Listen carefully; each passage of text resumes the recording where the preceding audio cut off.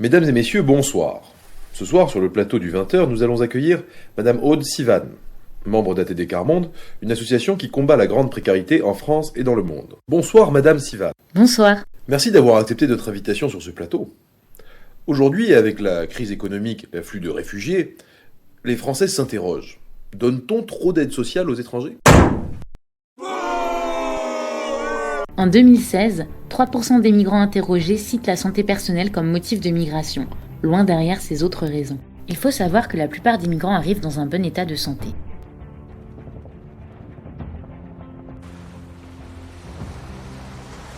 C'est surtout après un voyage harassant qu'ils n'arrivent pas toujours en bonne forme physique. À cela s'ajoutent les conditions d'accueil qui leur sont faites ici, qui aggravent leurs conditions de vie.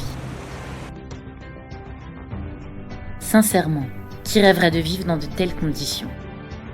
Si vous pensez que les migrants s'enrichissent derrière notre dos, ce n'est pas le cas.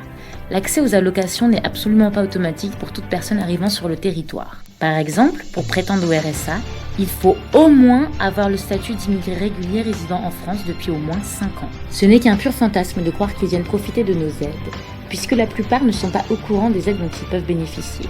De plus, ils sont obligés de faire une demande d'asile pour y avoir droit.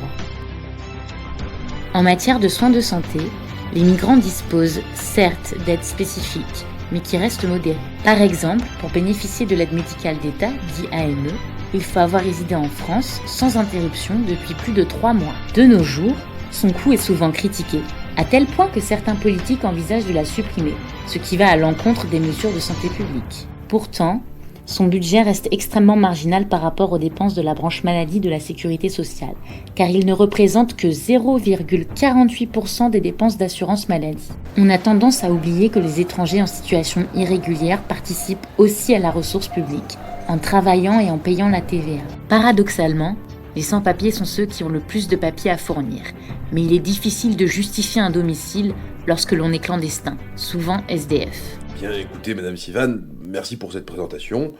Chers téléspectateurs, merci d'avoir suivi cette intervention. J'espère que vous en aurez appris autant que moi sur les migrants. À bientôt.